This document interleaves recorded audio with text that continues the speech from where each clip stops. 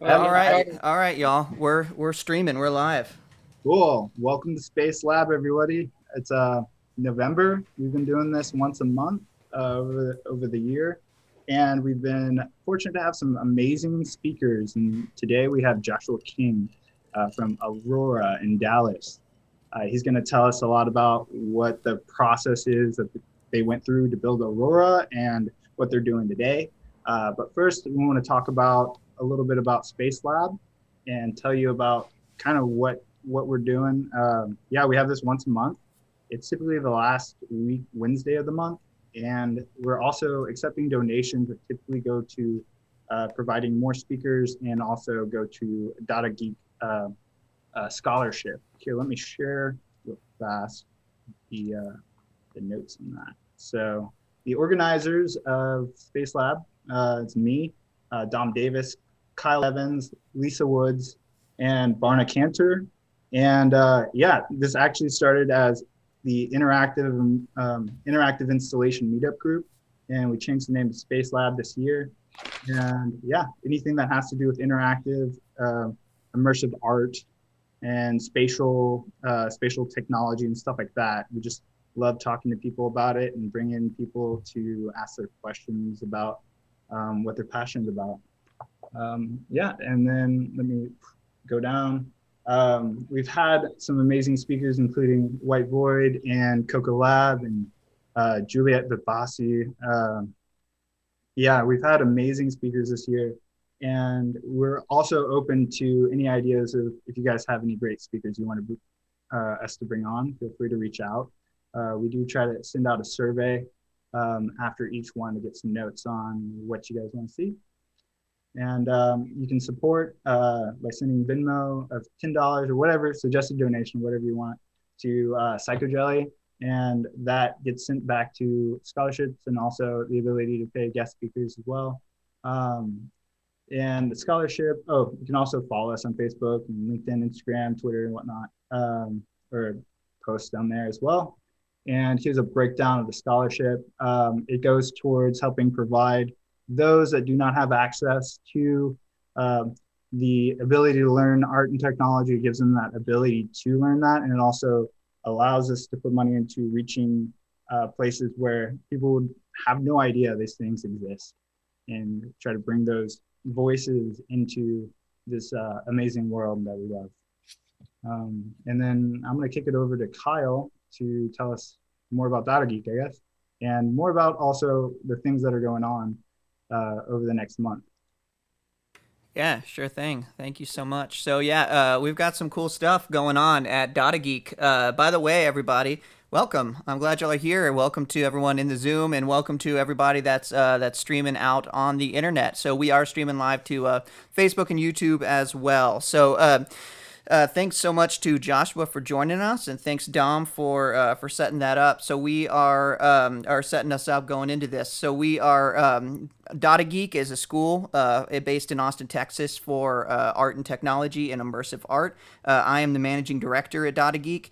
We are doing a lot of cool stuff coming up. We just finished up our fall quarter, and we have our Data Geek virtual exhibition that's coming up this Friday. You can find more information about that at datageek.com. So you just go to our website. There's going to be information there of how you can RSVP, and the stream is going to be Friday at multiple times at Data Geek. So all you have to do is just go to Data Geek, and you can find the stream right there. As well, we also have our second weekend of Dumpster Fire, which is coming up, which is a really, really rad show that we organized at Data Lab, which is our space. So please look into that as well. You can find more information if you go to rollingriot.net, which is our spatial sound collective, and we make a lot of different types of artworks.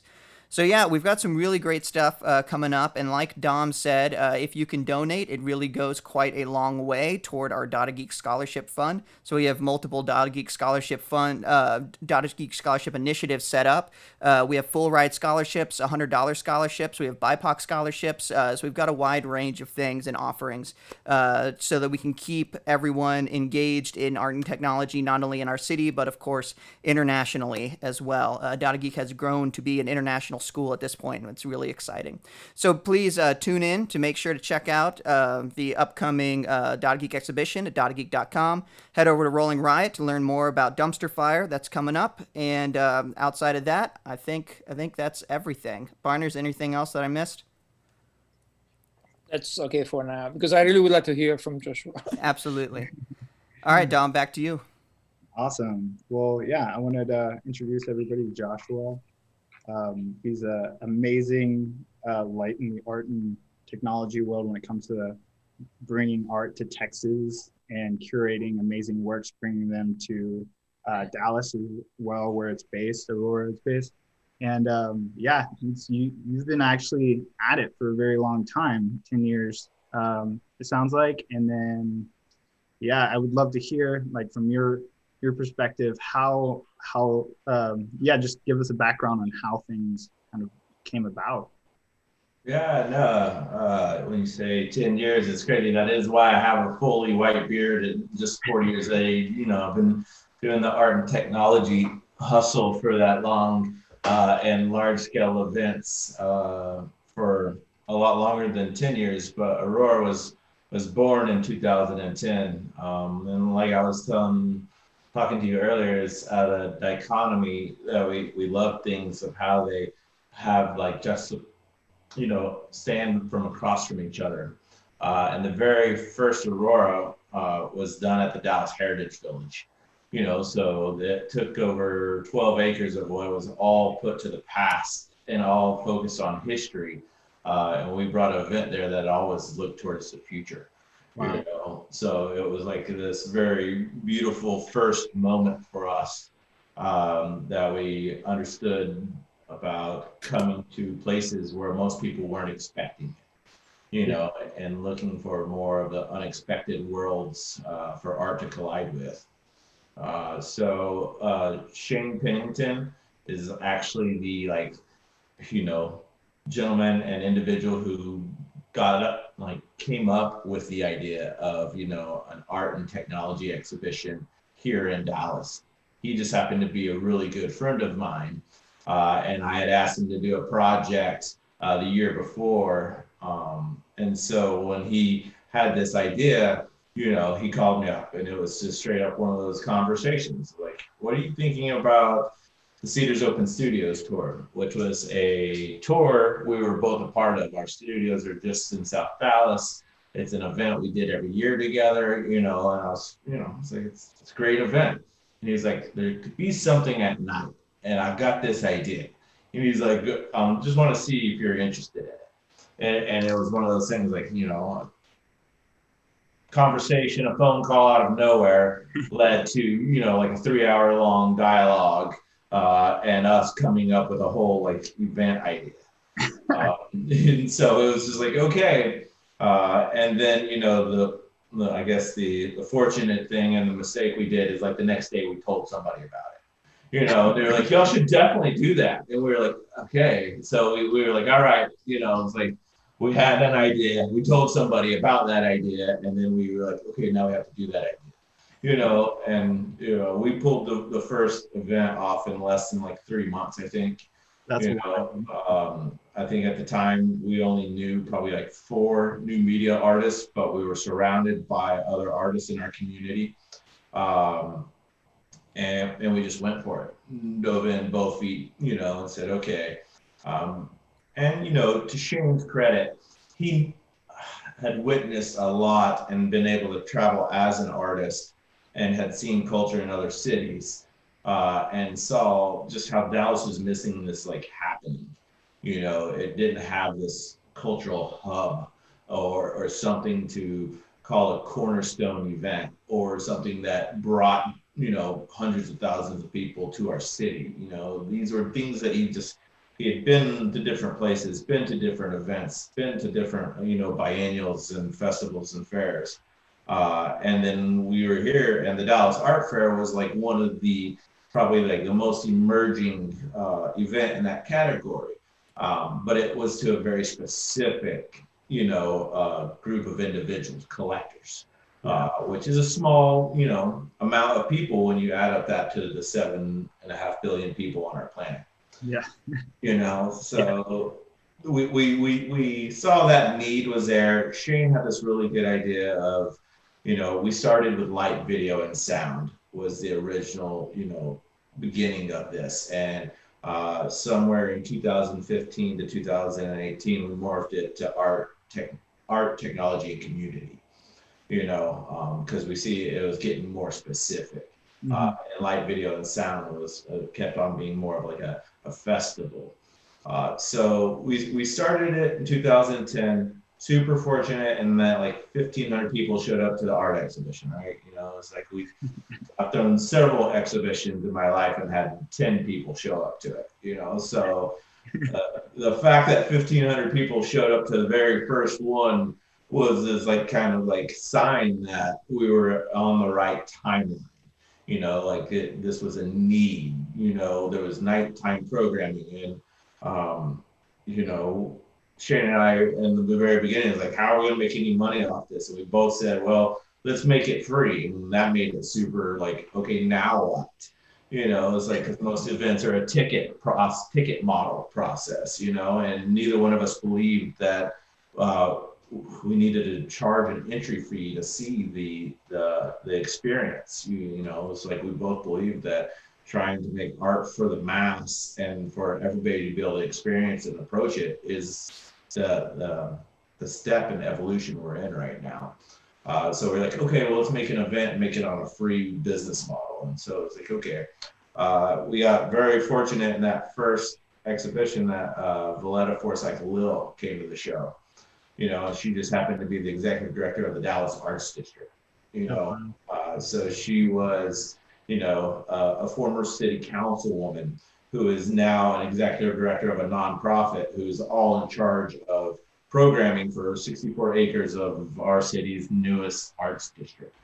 So it was very fortunate, and Shane and her were good friends, and so it was one of these very serendipitous moments that she came to the first show, and it was beautiful. It was like this beautiful November 19th in 2010, that was just we took a historic district and we filled it with artwork, and it had a great turnout, and she was able to come to that, and she was brave enough to ask two artists to do that to the 64 acres completely surrounding, the Dallas Museum of Art, the National Sculpture Center, AT&T Performing Arts Center, the Moody Performance Center, so we went to this historic district that gave us, a break. And then the next day, somebody was like, hey, would you consider doing this program for 64 acres, in Dallas? And we were just like, well, sure, yeah, let's do it, and that's amazing. It is one of those amazing stories when you look at it and think about 10 years from now, how much the timing was there for us. Yeah. And how many just events and exhibitions and art shows I've been a part of and produced. And it became part of the university culture, right? So what's great about Dada Geek, right? Is there's this moment, where you're learning, where there's just ample amounts of room for failure. It's just ungodly how big that is. And, from University of North Texas, I went there in 1999 through 2005. And we produced 6 exhibitions that, were completely, ridiculous. But it got me hooked on this, production, got me hooked on art collaborations, got me hooked on working with artists, and these are the kinds of things that just kind of kept perpetuating. That's amazing. Yeah, like something like that would not be able to be done unless you had that kind of understanding on what to expect, but also what to not expect. Leave room for that unexpected. Yeah, and invite it, because that's also that's where the communication with the audience is. Yeah. No, it's the X factor that artists deal with really well. Yeah. So, and that's something that I always like about, is artists, can understand that they didn't see that coming and come up with a creative solution for it. So, 2010, we started this game. It's been 10 years now. And we really saw that the city of Dallas needed an event. But over this transition of time, we also realized that these events, none of them were standing alone in the arts. There's ones all over there's events all over the country, but they all kind of turned into, how do we increase tourism? How do we increase commerce? They all had like an end game or a return of investment for the cities. But we didn't see any of these events jump into how do we cultivate tomorrow's artists? How does the experience and the artwork that we're exhibiting stand in the moment of history as art? And I think there's this kind of battle technology has right now, and art has right now as well. Is like, there's so many aspects that consider or call themselves art. One of my biggest one is like North Park, which is a mall, which was done by, the Nasher family, but they'll refer to it as the art of shopping, and so this word art has transcended into other different sectors. And so it kind of changes a little bit of how it's treated. And I think that's kind of how it is with technology and art right now too, and I think I love the reference of photography and how that has come along and how it can play both worlds. It can be journalism, it can be fine art, there can be multiple sectors of it, Yeah. It's even the moment, the coolest thing, I think, like understanding, like, I guess, setting the age of mechanical reproduction of photography for a second, making a reference to that. But the coolest aspect is that it is a moment that is captured, and a lot of people value, like, when a photo is good because they captured that moment. But if they take it too late, then it's missing. And yeah, it's just like this aspect of that also revolves around some of this public experiential art and technology world, where you're putting people in spaces and having them experience a moment. I think art has a really hard problem with understanding that moment has like intrinsic value, and that moment, it can be really good. There's so much in the art world that relies on the on a secondary market, where this experiential market and that value of that is yet to be really understood. So we fast forward to 2018, when was our last biennial, and we moved out of the arts district in 2016. We had this beautiful career and relationship with the arts district, but we saw a capacity kind of being reached. Our numbers got up to 50,000 people in 2016, and so we saw the strain of the ingress and egress of a part of a city to handle a large scale, event. And so we started, I remember, specifically Shane and I hopped on our bikes from our studio and went to City Hall, and we basically just watched the sunset at City Hall. And we just said, this is it. It's like a one night moment, just going like, yep, this is where the next footprint is, right? And it was like determined, and we moved in 2016 and announced the new footprint. And we felt that this was just this moment of like, this is going to be a free cornerstone cultural event for our city, that coming out of the arts district, the newest, shiniest, nicest part of the city, and moving into the heart of our, epicenter in Dallas was the right step. And you can just kind of see like what everything society has been doing right now. And it's about the masses and about the everyday man and about society and about some giant issues that we have in our culture. So it was one of these things, like, we were super scared of leaving the arts district, but it's one that when I see how these last, really, 2.5 years have been unfolding. It's something that I was like very proud of us leaving that spot and, moving into a civic center where things is meant to be free, where people are meant to gather, where opinions are meant to be told and conversations are meant to be had. So it was this really great evolution for us. And then, it's a really pretty part of the town as well. So we're just fortunate. Yeah, no, I definitely, I was mentioned, I think earlier, I was in Dallas actually recently over the last couple of months, and I brought my bike down because I've been biking, you got to do something to get out of the house. So I was biking around Dallas, and being somebody who actually hasn't explored Dallas that much, I was actually in an apartment right next to that area, and I was biking around, and it felt so different than the actual Aurora Festival when I was there. And it was just like knowing that the space was completely changed by the event. And the installations are so spread out that you have like a journey to the installations. They kind of come out of the distance. And Dallas itself is sprawling, it's huge. And architecture is just like such a big part to it.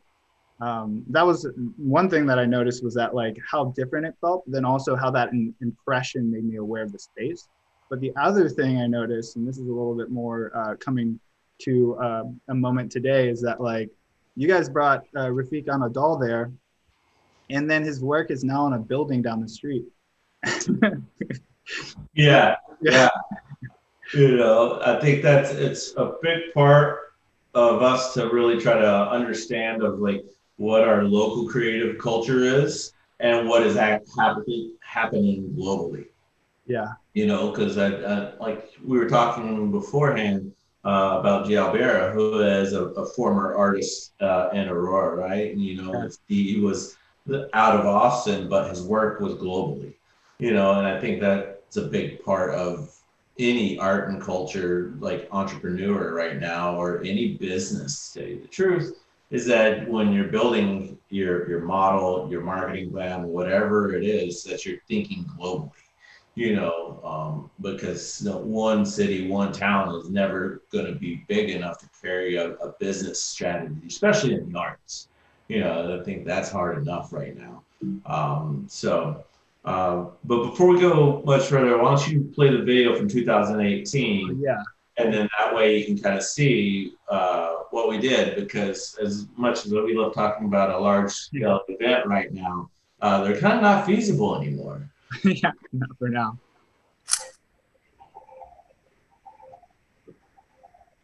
Aurora is the art of light, video, and sound in unexpected spaces. Oh. It's a cornerstone my bad. event that we created in 2010. Let me hold up. Sorry, guys. Jumped straight to it and forgot the process. So here we go. It was a good reaction video. Yeah, just like, hell. Yeah. It's like, I mean, just watch your reaction and you watch it again. Yeah. Keep up for my unboxing videos too. Aurora is the art of light, video, and sound in unexpected spaces. It's a cornerstone event that we created in 2010, and the mission to unite the city behind the arts and culture.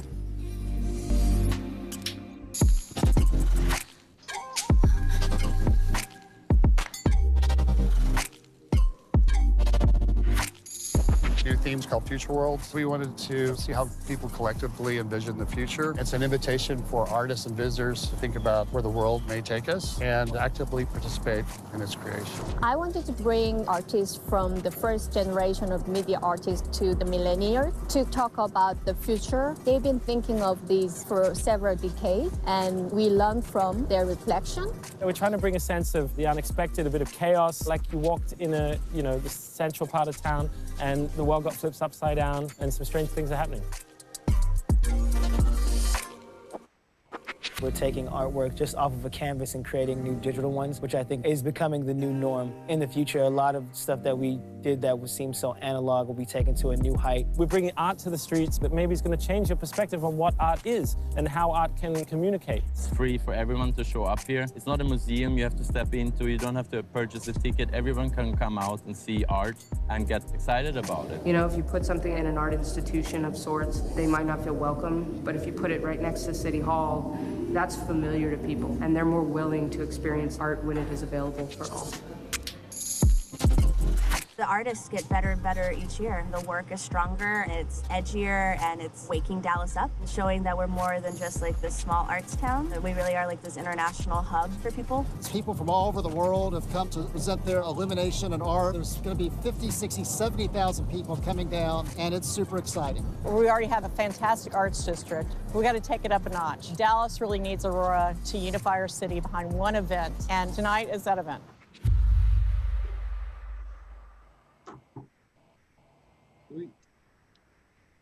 Let's see, make sure this doesn't play. And then I'll hold that. Let me get stuff shown. There we go. Yeah, that was awesome, man. Yeah, they brought me back. A lot of that stuff too. It's just amazing to see how much goes into it. There's so many different varieties of artists and curation. Even that theme. Coming up with the theme and then putting it out there and then having artists apply. And this is you guys do it every 2 years, is that correct?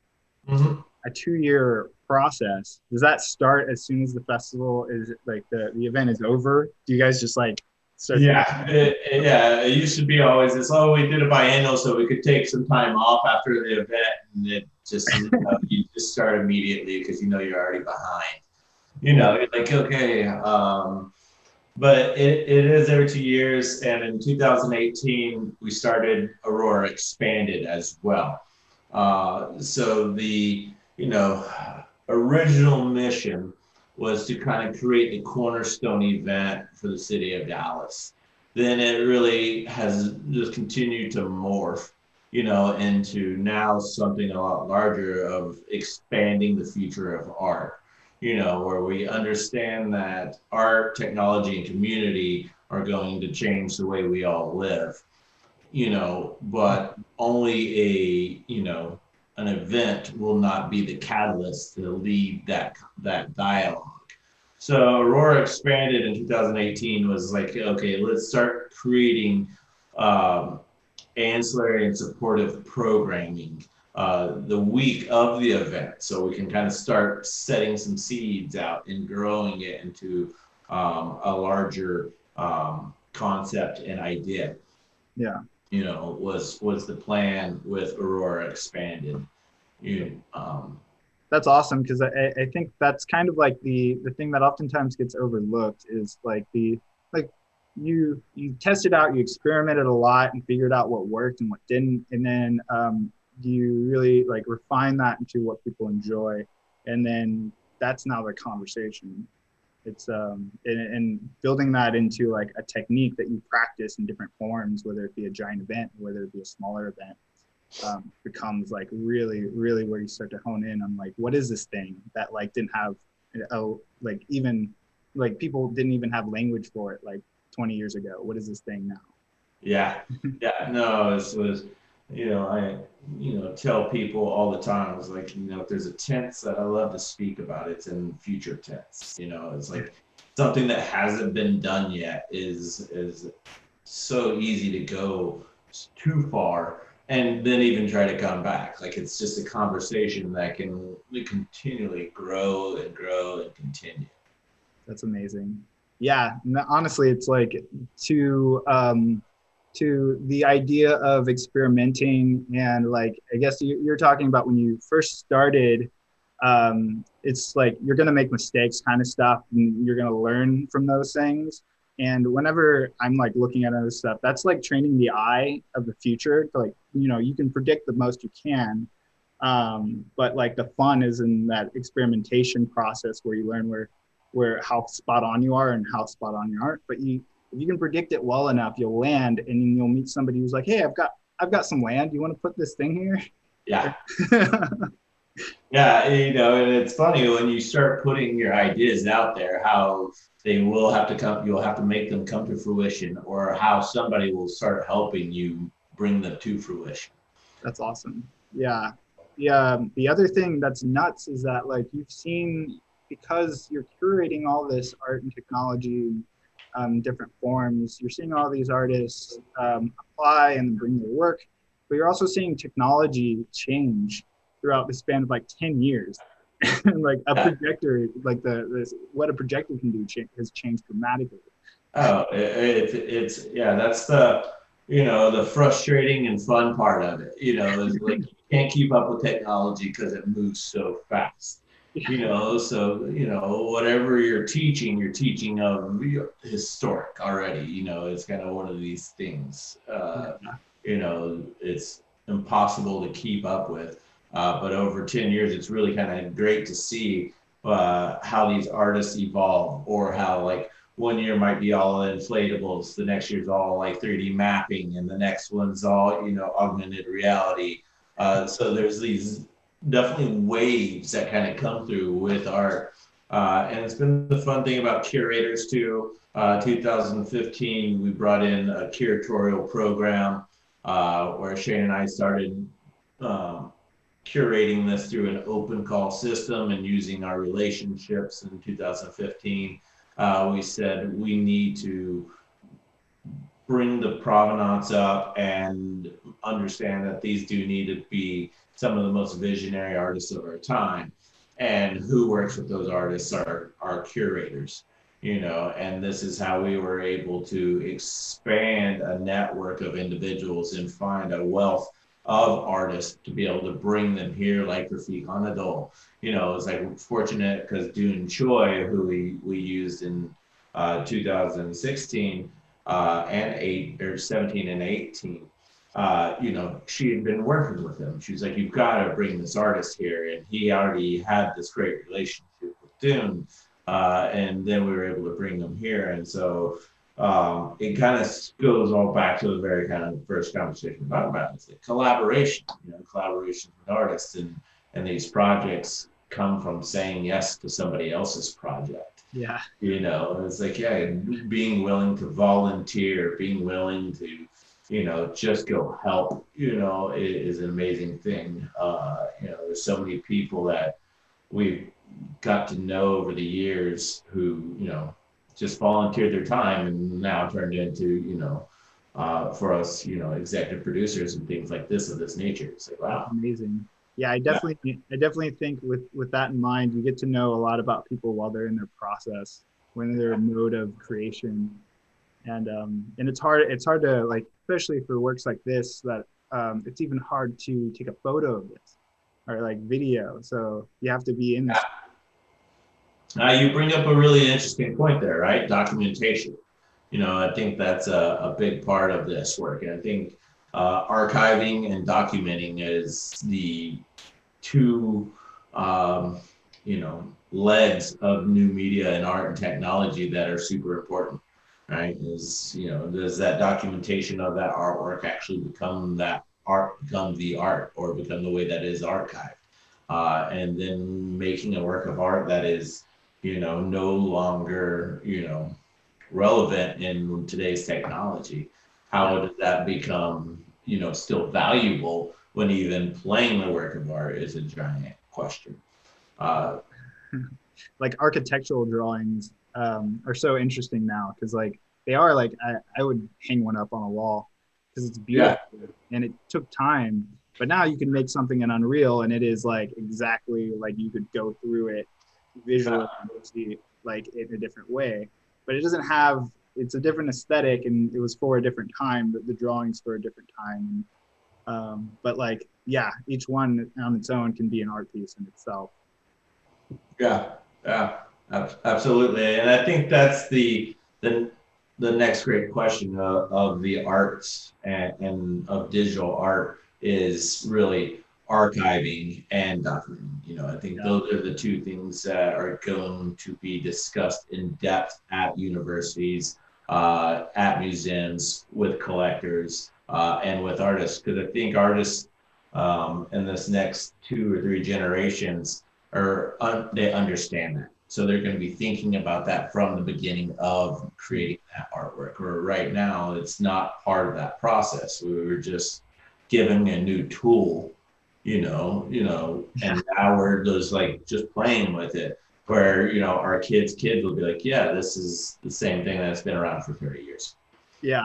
Oh, totally. That's definitely there's so many things that I know, that conversation documentation has happened so many times where it's become something where everybody's like, okay, well, we kick ourselves for not having it, but there's a right way to do it. And if it means creating an environment where we can bring a 360 camera in, then do it. But how do we do it in a way that it shows the experience and somebody can actually feel what it felt like to be in front of that installation? Yeah, absolutely. I think that's it. Kind of goes us into this second part of this conversation is how is art and culture surviving today, right? I think we're in one of the craziest times of our lives right now, and art and culture, among several other industries, are being heavily impacted. Right. And we've got this next realm of artists who have this ability to, just like we are, being in multiple different cities and states right now and talking to each other like we're in the same room. They've got this new approach to the arts and how is it going to connect with people. And I think that's going to be really interesting is that they're able to find a way to actually connect and bring that experience, to somebody, whether you're looking at a screen or not. Yeah, totally. Because I definitely see it on both sides. It's there's the people who already have audiences that can bring those to, or for a lot of the work that I've done in the past is concerts. So now you're you're watching a stream of a concert. There's no audience, so it's not the same as going to a concert. But the people that are buying a ticket to watch the stream, if they already had a ton of fans, they're most likely gonna have fans show up. But if you're kind of an emerging artist, you're trying to grow your fan base, you have to be extra aware of how to do that. And then there's a bunch of people who are just trying to express themselves, and however they do, and finding interesting ways to do that now that we may not even see until years down the line. Yeah. But yeah, no, all great points, and it is interesting to see how people are changing the way they create to the moment that this year's. But I am this talk, for instance, is just a great example of that. We can also have the lacking of being in person brings the ability to be let's do this, let's have conversations, let's engage, let's take a step back from the work and think about why. Yeah, hopefully it'll also give people a little more education on being able to have a dialogue across the internet, right? Yeah. How do you speak to other individuals that you've never met before or have never or will never see? It's from a very young age, we were taught when you meet somebody new, you look them in the eye, you shake their hands, you even smile and you say hello. Welcome to meeting anybody, for the last, 200 years. Now it's, how do you say hello online? Hi, it's like you go right into a rant or into a conversation. These morals of upbringing are not established yet. I think could be those moments to help in that time. Oh, totally. Sure. Can you talk a little bit about AURORA Expanded and what happens with the biennial now, and what is shaping up now? Are you gonna do a year-long programming, or how does it work? No. So great question. Great question.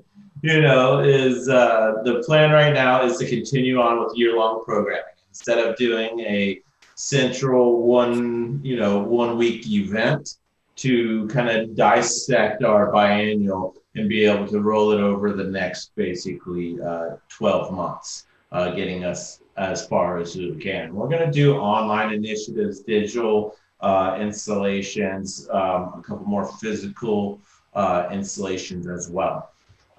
Area 3 was one of the first things AURORA Expanded brought to life this year. And what was just hilarious, because since like 2013, Shane and I have been wanting or trying to do a parking garage exhibition.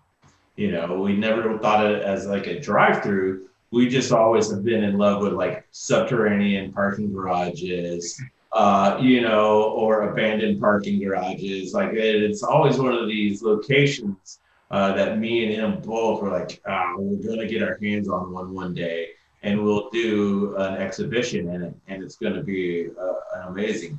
And we had never really tried, you know, heavily, but we definitely reached out to a couple of people, you know, just seeing like what is these capabilities to it. But once March changed the trajectory of large scale events, we reached out to these parking garage venues, and their trajectory had also been completely altered. You know, so these parking garages that are within a downtown metroplex, which are normally at 100% occupancy every day, were flipped upside down like in a moment's notice. And then that became this willingness to collaborate, right? It's not a willingness, it gave them the capacity and willingness to collaborate, you know. And so we wanted to figure out how to bring art and culture back to the people, but at the same time be very like cognitive of how do we do it safely, you know, and not be pro-open, pro-business, pro-event, large gatherings, you know, when so many people associate with AURORA, you know, in this kind of opportunity. So doing a drive-through exhibition in a parking garage was really the kind of scenario that we saw that could be done successfully, you know. And it was the other thing that when we went back to our donors and sponsors, that they believed in as well. You know, this is right then when a lot of people started doing the drive-in concerts, and the events were trying to figure out new ways of being able to survive, right? And most events for right now are still in that same boat, just saying, how do we survive if there is no events? You know, so the parking garage idea went like, you know, 0 to 100 overnight. And what we did is to really allow it and to go that fast is we reached out to just a portfolio of legacy AURORA artists here in Dallas, artists that we had worked with in the past, or artists that we had had really good conversations with, and we trusted them and were able to give them 100% trust and freedom to create an exhibition like almost overnight, you know. And so 60 days later, you know, it felt almost like the very first AURORA, right? You know, it's like it was done within a 2 to 3 month timeline. There was hardly any budget for it. And we just hit the play button the moment we had an idea, you know. Then we told somebody about it, and it had to go off. And so far it's been great. You know, we've had just over 15,000 people drive through the exhibition. We were very fortunate in finding, you know, Jack Bowles Parking is the management company. And then the owner of Dow Park is a giant supporter of the artist and actually has done a lot of artist studios, owned a gallery, you know, one of these kind of things. Like, we need a parking garage, and we also need somebody who believes in the arts.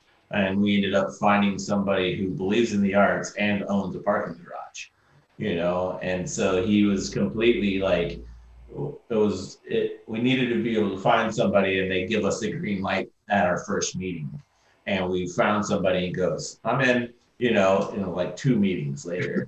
So it was like, that was just amazing. And that we knew we were on the right track for that. So we've done this parking garage exhibit, where we would normally do a week of programming. We wanted to go what is now just under 90 days. This was also the first time in 10 years that Aurora has ever had a ticket model system to it. We have been on a free platform and program for the last 10 years. But that business model was turned upside down when sponsors and donors turned their support to front lines for the pandemic. So we had to be able to be nimble and make a decision and move quickly. And so we put a lot towards Area 3. And so far, we've had just over 15,000 people come through the event. And it's been a great, success for our city, for the arts and culture, and for the artists involved, because we, when March did happen, Aurora knew a large-scale event wasn't going to be feasible. And in the first wave of support and the second wave of support coming out from the federal government, state governments, and foundations, and even corporate sponsorships, all turned to organizations. They all turned to frontline response. And we just saw that artists were not going to be able to achieve much financial support today from any of these kind of organizations. So we created an Artist Relief Fund where we started giving out $4,000 grants, non-restricted, to our area's artists.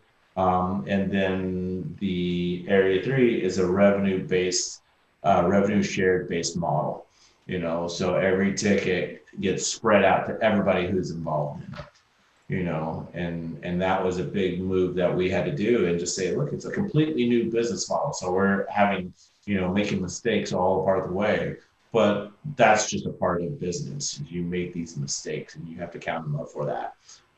So it's a really good experience, and we got a video of that as well. So if you want to play that, we'll show you here. Totally. Yeah. Of how we've completely had to morph this event.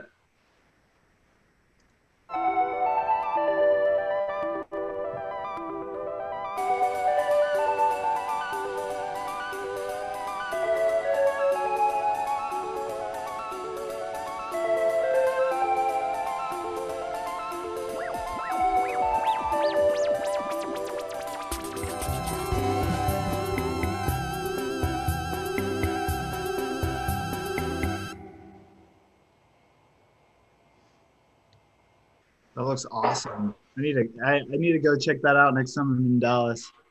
Absolutely. So that's a little bit of a sizzle reel that we're going to drop out tomorrow. I have to give great credit to a company called Paperlight, who's been a part of Aurora since 2013. It's one of those great, corporate sponsors who, 6 years later, you're great friends with both of the owners, and they've continued to be a part of it. So they're helping that out. We'll be shooting a more in-depth, comprehensive video this next couple of weeks. But that's something that we're going to start, blasting out on Friday as well.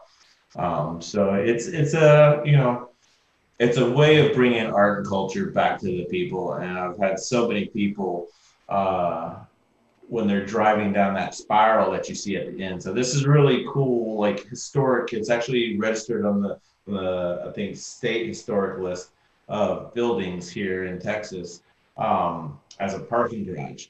And it's insane. It was completely overbuilt and engineered because it was supposed to be this giant skyscraper that apparently lost funding in the middle of their building. So they stopped at the parking garage.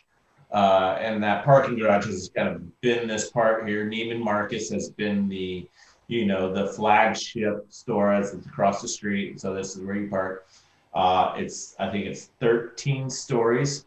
Every level is not actually called level 1. They're called areas.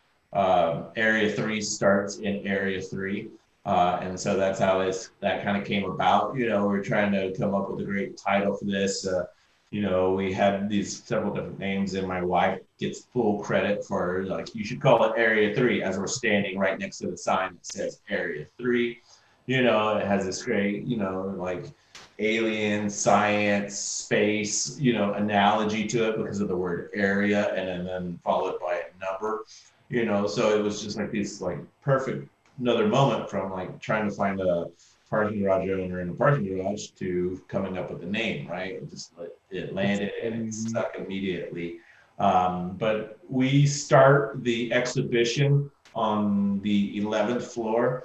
And then, so you're literally just driving through a parking garage, a regular parking garage. There's nothing different about it. We've got some signage on the front, but other than that, you pull a ticket, you feel just like you're just trying to go park.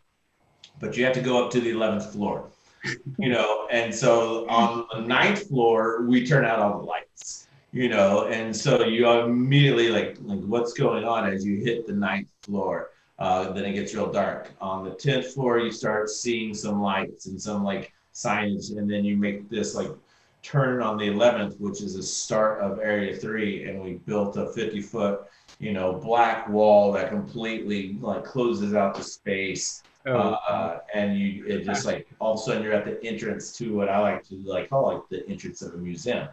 20-foot sliding wooden barn doors that you would drive through, and so it's like this whole experience that most art and culture right now, people are getting to see from their cars or from their windows are the same ways as you'd be seeing it as you were staring at a screen, right? You're parked, you're sitting there, you're looking at it, it's over, happening in that field or happening, in that parking lot, or something of that nature. Well, this, you're able to literally drive right through the artwork, and it's on top, left to right, and underneath you. So the parking garage gave us a way of continuing the immersive nature of Aurora, and which allows that connection to the heart that Aurora was so successful at achieving. So Area 3 is one that we're really proud of. Has helped raise a lot of money for the artists involved as well. So it's kind of, we love to say right now, if you like to expand, you have to experiment and explore. Yeah. And Area 3 is a perfect testament to it. Like we had no clue if it would work. I had no clue what a drive-through art exhibition would really feel like when it was said and done. But the fact that there is nothing else that people can go to that they feel safe to go experience without getting out of their cars, it's been a great hit. That's amazing. It's really cool because like you guys, you figured out your palette. You're like, what do you have to build with?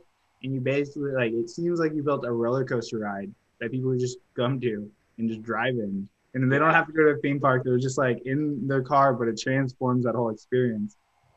Yeah, no, it's really, I love the whole word transform or transforming. It has been a large part of our vision or mission state for a long time, because seeing something in one light and then completely changing it in a different light is a challenge, but it's also one of those things that most people aren't expecting it. They get in the routine of just seeing it in one way, and then when you turn it upside down, they're familiar with it, just that they know that they're seeing it differently. Yeah, that's awesome. Well, we're coming down to an hour now. I don't want to leave out anybody who might have Q&A, but I also don't want to hold you too long because you've been so nice in sharing your story and your time with us. So Joshua, can you tell a little bit about, am I on? Yes. What interests me is that, during the biennial run, you were so much into mapping out the future and mapping out what is the future of art and how it becomes attainable for a larger, it's a kind of a democratizing process.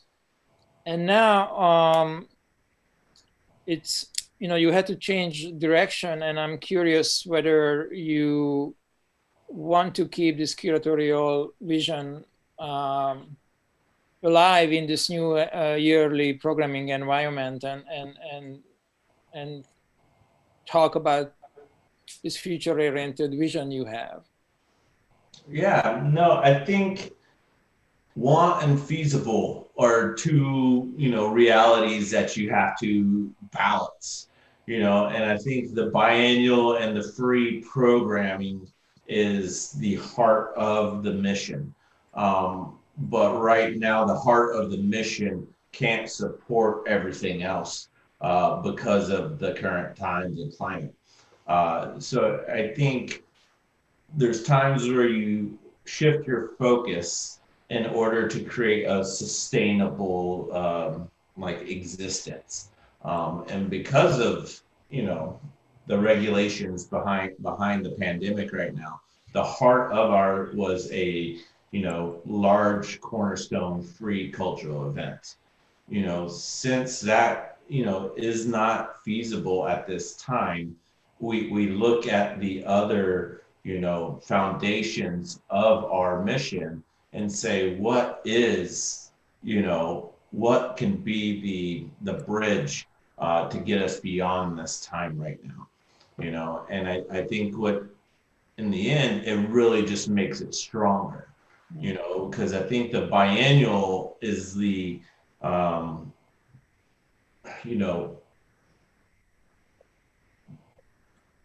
one of the most important things behind the organization, and what got us here to today. But I think what gets us to tomorrow is going to be this, expanded programming out that is actually being, supported through different sectors, different communities, and also is able to bring, financial livelihood to the whole organization, where it's not all kind of centered on one event or one North Star. I feel like now we have several stars out there, and it's which ones are we looking at this time. So, there's always things of art being free that, I think is important. And if we're going to really change the way that art is perceived. So it's one of those that I think it will be able to come back to it. It's just going to take a long time for that to happen. So you are thinking in terms of Aurora 2022 already?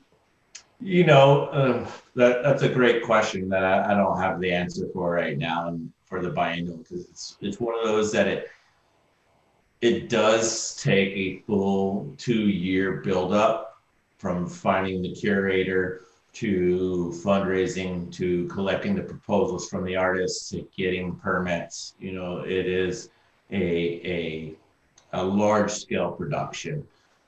So it's really on the time and moment that we're able to kind of hit the green light, knowing that we're going to be able to achieve it. I think that's, like so many of us got scenario fatigue, in April, May, and June, because we were running 4 scenarios for every program or option that we could do. So it's like when we know that it can successfully be done for the biennial and we can have these large scale masses again, then it's going to be a full sprint again to making it happen. Great. Yeah, it's definitely like, you guys nailed that down when you did it over the span of 10 years. Now you're trying out different formulas, and, like once things are back up again, you jump back to that, but it'll always be nice to have a mixed bag of things you can throw at it. Yeah.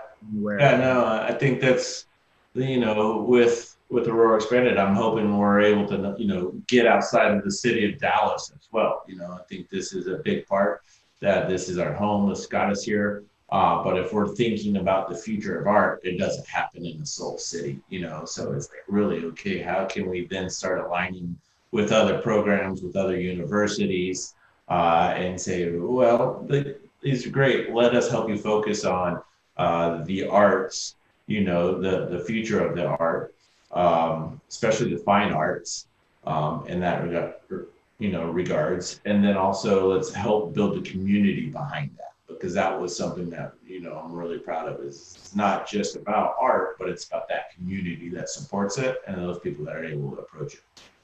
That's awesome. Can you a little bit talk about your curatorial process? How works actually get into, let's say, the last biennial, 2018, or how?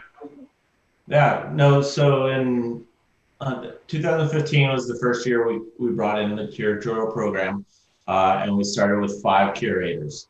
And we found that was very much like going out and getting 5 cats, for one night. And you're like, okay, too much, too hard to bring a cohesive program all together with 5 new kittens, So we've pared that down now. We have a curator named Noam Siegel right now, who's the curatorial vision for Afterwards was already before, which is this, year-long program, right? And we have a great group of 2 women named Monica Salazar and Anna Russ. They have a company called Mona and Berlin Art Link, where they are a online publication of contemporary art in Berlin.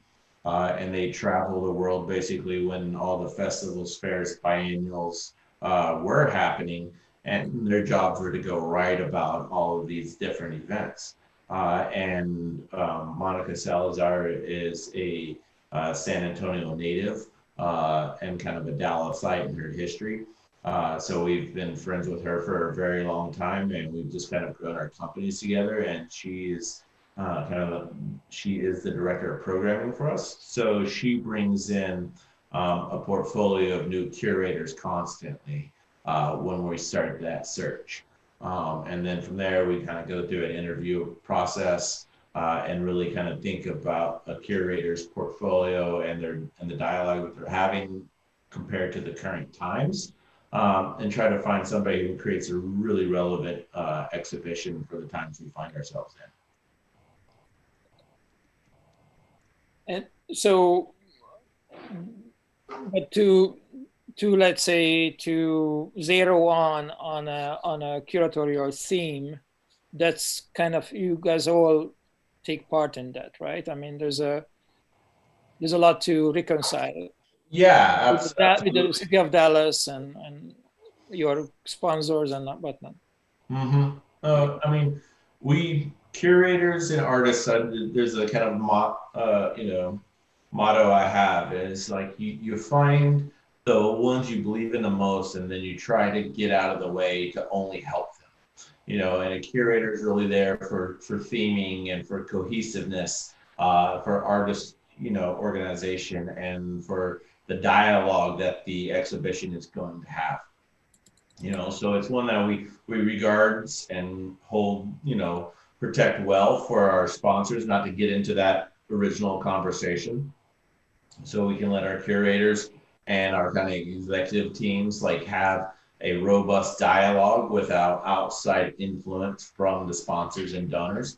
And then when we do kind of land on this theme, we think about how that conversation is being had out in the community, and we take it to actual community members first, kind of give it a little testing of what is happening right now, and have a dialogue just not internally, but externally out through several trusted, colleagues, and kind of a sampling and a tasting of the theme. Then we'll start looking out at other biennials and seeing what themes they've announced as well, to make sure that we're not doing the same thing somebody else is doing somewhere else, or just having the same conversation, or making sure that it's, just a conversation that isn't very deep, and that is just staying on the surface, to make sure that it has this ability to kind of open up doors the further you go into the artwork. And it just kind of evolves from there. And then once we land on that theme, then the artist, I'm in this kind of way of let's let the artist create as well. When you commission an artist to do a work of art, we commission and we present artwork, right? Sometimes the art has already been created and we're just a canvas to show that artwork in a certain setting. And sometimes we commission new artwork, so it kind of comes back and forth on those. We try not to do one or the other, but have a good confluence of both of those, because they're just completely different lifts when you're doing something for the first time compared to when you're doing something for the 10th time. And I take it you didn't do a call for entries or anything. It was all within the scope of what you were aware of, maybe Texas-wide or worldwide. Or... Yeah, we stepped away from the call from entry process in 2013, and in the shift to curatorial practices. I think, Aurora Expanded has this ability to continue to discover new and emerging artists, and that's kind of why over the 4 years from really the 3 events from 13, 15 to 18, we saw that we're increasing the provenance of the artists that were involved, and we are showing these well-respected artists that are globally known.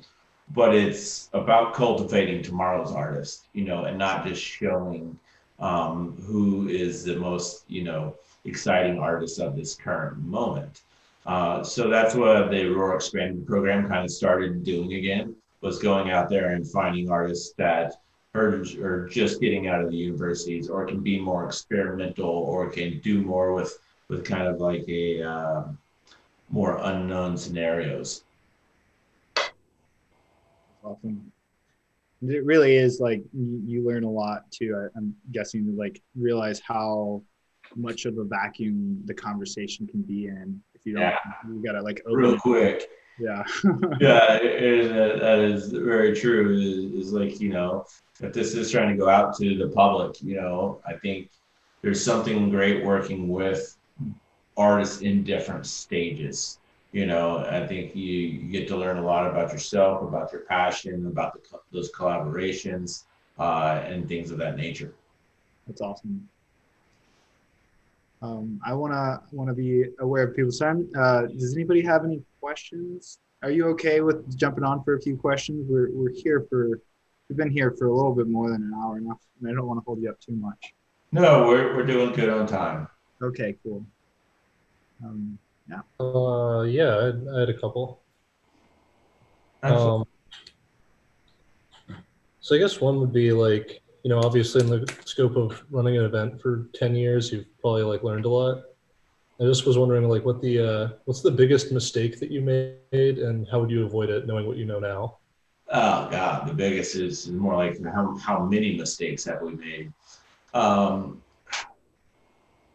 think there was a giant mistake that I learned, earlier, and this is actually for an event that wasn't even Aurora.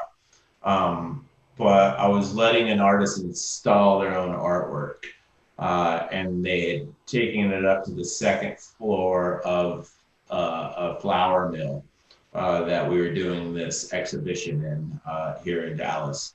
And he was like, I want to go install it up there. And I was like, I think that's a great idea. It's a beautiful location. It was perfect.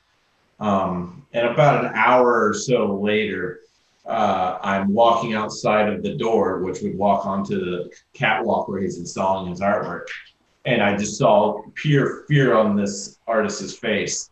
And I could tell he had put his artwork over the balcony. He was mounting it to the balcony, but he didn't have the right equipment. He didn't know how to mount it right. And, I looked at him and I immediately ran over, and as I reached to grab his work of art, his securing on the other side completely let go, and it fell down 2 stories and landed within 10 feet of who is now my wife.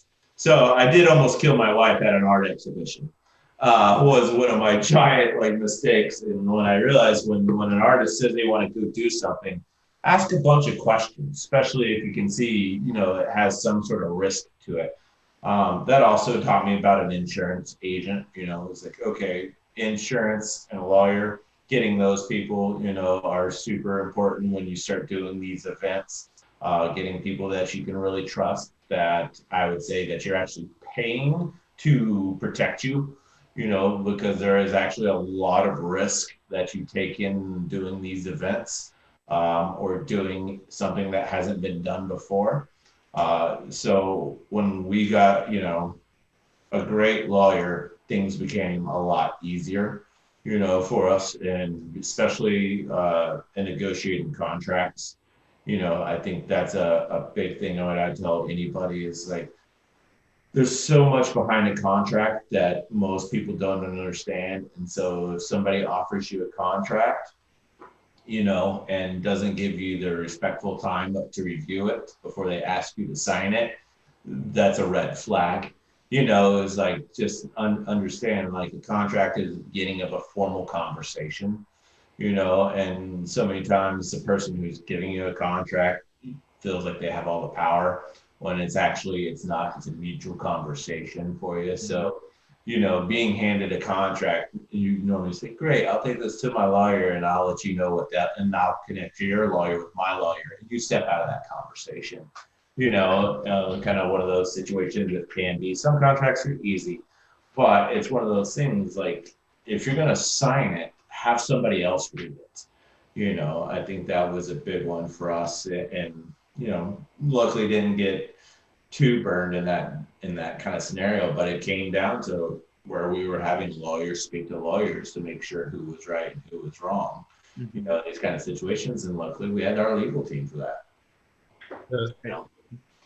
So, a good question. I mean, I got a million stories of the mistakes, you know, from not securing rain gear to, you know, skipping out on small little things and power supplies, plugging things into unknown, you know, boxes, you know, things of that nature.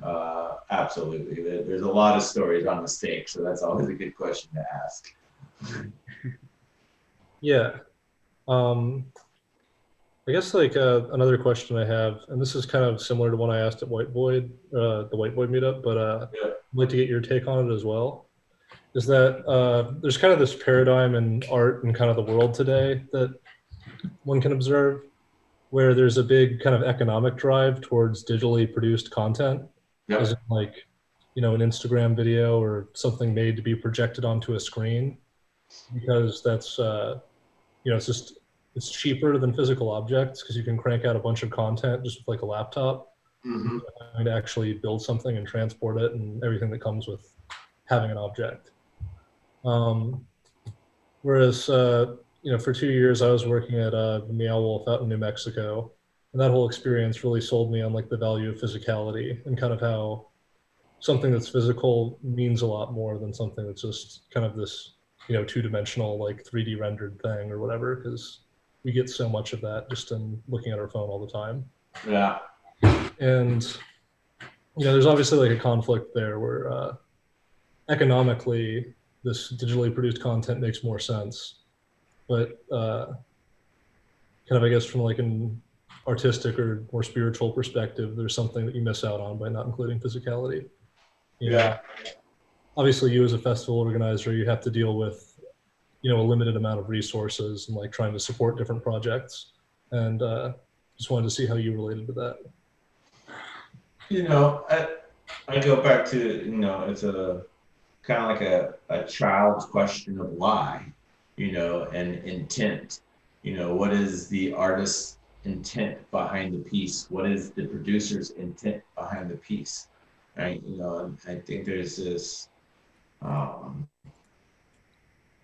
you know, fuzziness, right, of, like, that technology, because it's digital and because it can be done multiple times. Why was it created is lost in you know, in the conversation. So I think that is the big part of, like, the physicality, yes, but actually digital nature can have a physical presence, you know, and I think that's the ability that Aurora makes possible, you know, and I think that's also in looking at, you know, taking it to these different locations and not doing it in a white box or just an interior space or just on a screen. That gives it a different medium that's more tangible and easier to kind of, like, understand and read and experience. So I don't know if that quite answered the question, but you know, I go back to the same thing of the concept, you know, and I think that was real big for us as an organization is to make sure that we stood behind a concept and a dialogue in our exhibitions. So you could love the experience, but on the other side, we could sit down and have a really deep conversation about what all these pieces are doing in this time. You know, and I think if you're going to really expand the future of art, it's got to have a strong dialogue behind it, not just an experienced nature to it or a physical existence. I think Emmett has also kind of a economy question and also a kind of a practical question, because let's say Area 3 probably prefers large-scale projections because you have to fill up a space effectively, as opposed to like small objects that will take a long time to put together, very expensive to produce, and at the same time, you know, fills up a 8 by 8 by 8 space. So there's this practical aspect, but also just like monetary. Like I think the economy is really pushing us toward these immersive projection map spaces with spatial sound installations, because it's almost like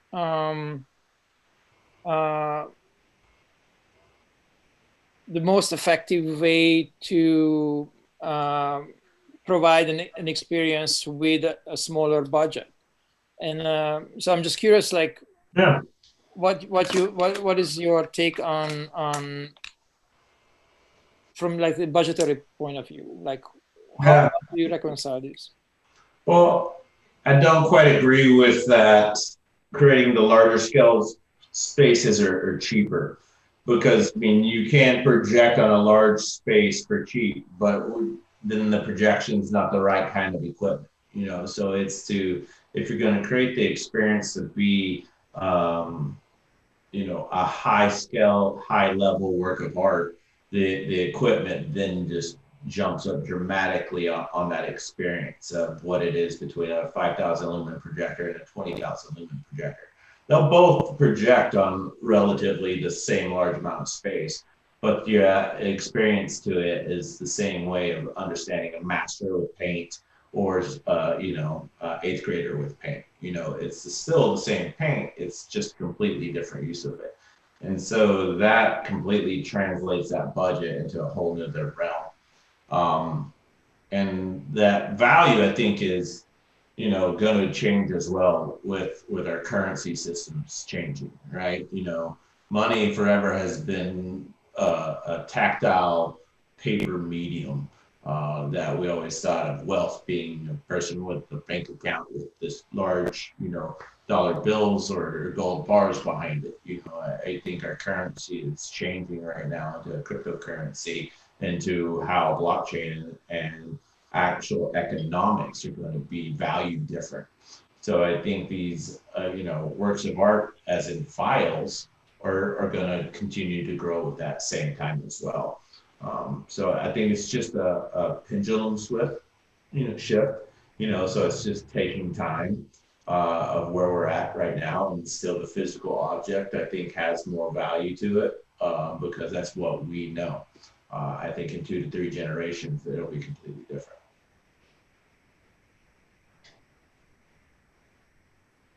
Kevin, do you guys have any questions? Yeah.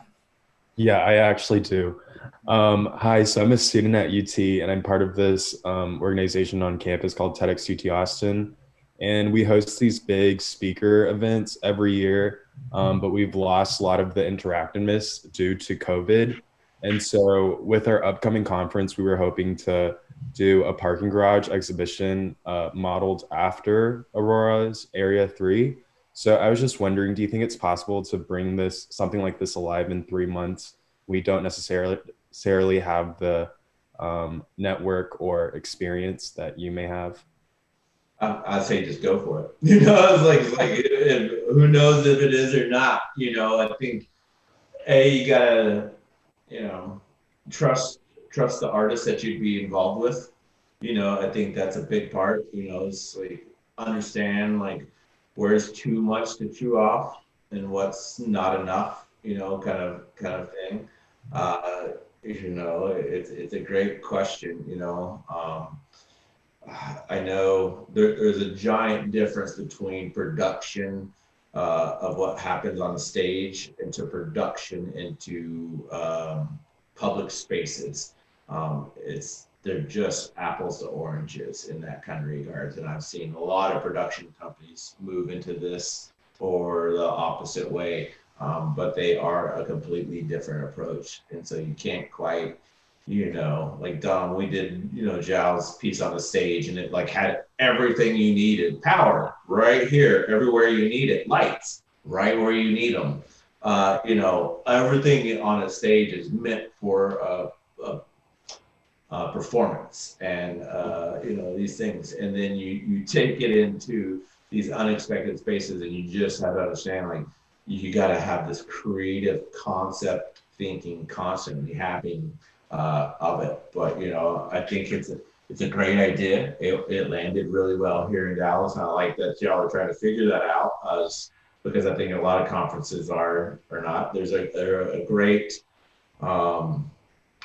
platform that we just used last week on this kind of YPO, you know, event called Appreciate, and it was like a social Zoom, you know, so it was meant for kind of what we're doing right now, but we could walk in and out of conversation with different individuals and things like that. So they've been a really good thing for conferences and large scale companies who are trying to do these kind of different scenarios, right? Like a Zoom call is very structured where I can be talking, not a problem, but then you have to put you all as the viewer and a listener. So it's now a presentation mode. Where Appreciate has created this deal. It's like, well, if Kyle and I wanted to just talk for a couple of minutes, we literally could move our bubble to the right side of the screen and have a conversation over here, you know, that's private, you know, and when you all, you know, Dom, you walked up to us, you would, you know, geolocate your location and introduce you into the conversation. So that'd be a good one that I'd recommend for you, Kevin, as well, is like, if you can't figure out a physical way of doing it, you know, then there's some cool digital ways that are starting to come along, and Appreciate was the last one that we found. You know, there's actually, like, bringing up that the Joao project that we came and did. Actually, I was blown away by the fact that, like, there was a run of show we went through, and the amount of organization that went into that, like, just like day, like, event was really interesting, because it was one theater, people came in, there was a talk and then a performance, and then they came out, but we did a run of show for where everybody needed to be for every single, like, minute of the day, basically. And I think that went, you did a run through of that twice with everybody in the room, and people didn't move around. It was just making sure everybody was aware of it.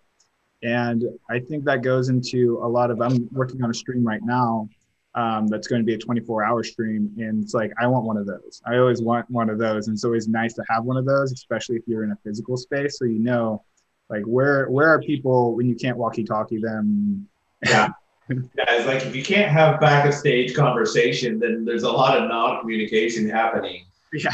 You know, it's like, every event has so many mistakes and so many issues and problems, and that's a part of what I love about events and exhibitions in this kind of world, right? It's like, my largest problem today was never even a reality, you know, in the last event, you know, and so these kinds of things happen, and that's kind of the fun part of them, you know. And it's crazy. And so, yeah, run of shows are amazing in such necessary ways, because it's timing, you know. It's just like it turns into a dance once everybody knows where they need to be. You're just like, you just know somebody's going to be there to take the thing when they need it, and then they're off, and then, like, somebody else is. Yeah, it's like the same thing. Like, we did 2 run of shows for that, and, you know, still at the moment, where we're about to pull off the thing, Jao goes over and turns on the haze machine like a minute and a half early, and I'm like, I know you were going to do that. And so we've got all the haze coming out as the principal and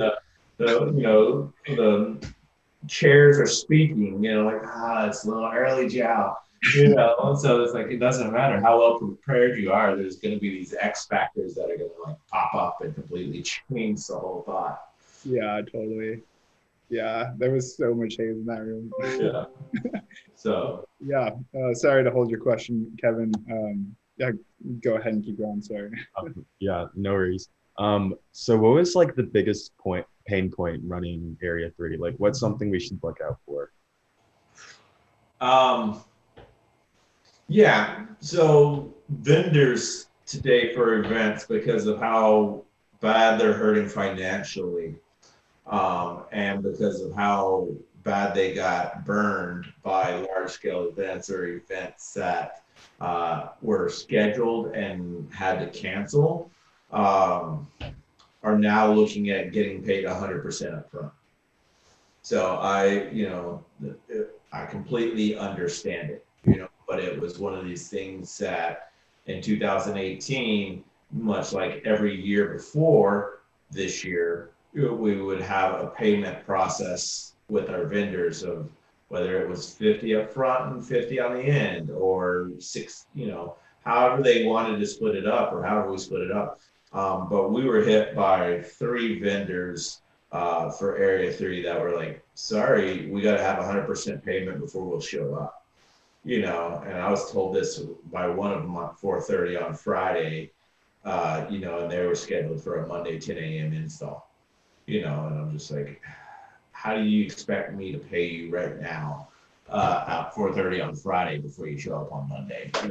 So that was a huge, like, okay, Monday morning phone calls, 8 a.m. going, how are we going to handle this right now? Because, this is a giant issue. And it happened 2 or 3 more times. So our upfront month of October, like, tripled in expenses. And I was like, I didn't see that. I thought it was going to be able to improve drastically October through November. So if you're going to do it, really talk to the vendors, let them know, in that kind of regards, and just kind of find out who that's going to be, because that was one of my biggest, like, and then the second thing is parking garages aren't made for events. It's like they're made for people to park their cars in, and which also means that they're, for a large times, places that aren't heavily secured, not for, theft of cars, but for people living in them or squatting in them, or things of this nature. There's also a huge skater population that loves, parking garages. And then there's, a huge car club group too, that loves coming to a parking garage. So, like, those are the big things that we found out through there is, like, you're going to pay 3 times the amount, if not 10 times the amount in security. Power, there is no power in the majority of the parking garages. You'll have to bring your own in. And due to a pandemic, vendors need 100% up front. So best of luck. Like, go for it, man. But please do, Kevin, I just wanted to say that we were approached by, I think it's called the UT Fashion Group. They want to do something in a garage. Maybe you could team up with them and see how it works with your event. Yeah. I can hook you up if you want. Yeah, I'm always about experimenting, exploring, and finding new ways to continue this journey, and I think it's one of those deals. It's like, we stand on the shoulders of great artists to be who we are today, and so we need to make sure that our shoulders are supporting other people as well. I think that's a giant one through there. It's never been one of those people. It's like, you can't be afraid of somebody stealing your idea, taking your idea, or doing it like that. Help them. Try to figure it out. And I've seen a lot of people try these different things, and it's sort of like that, the more the better, I'm actually a fashion major, so I'll definitely reach out to them for that. So thank you for that. Yeah. Joshua, would it be possible to maybe get your email in the chat in case I have any further questions? Yeah, I have no problem with that. So I can send it to there on the bottom right now. Thank you. Yep. I really appreciate you for coming in, Joshua. Thanks for taking all this time. I think this has been one of the longest ones we've had, but also, man, I wish I had a beer right now because it feels like I'm just hanging out at the bar. This is super informative. It's Yeah. been incredible talk. Yeah. Yeah. Well, appreciate the platform. Really love, what Data Geek is doing, and also Dumpster Fire. I look to finding out more on that one. That sounds really good. Just Do you start. wanna meet about it? Do you wanna talk about it at one point? Not today, but like at one point. Yeah, absolutely. You just sent me the email on it, I think yesterday. So finally, next week is going to be a lot slower than the last, 4 to 7 months have been.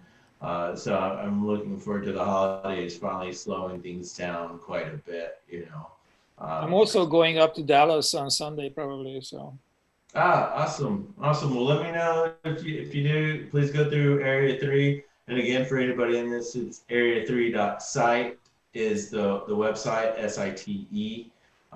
We're going through January 1 right now. There's 11 installations by 16 artists. And it's just more of those oddball experiments that we've been fortunate enough to land again and keep moving forward. Sweet. Stoked to see the next one. Appreciate the time, guys. Yeah. Thank you so much, Joshua. This is amazing. Thank you so much. Thank you so much. Thanks for everybody for coming out. Thank you. Have a good evening.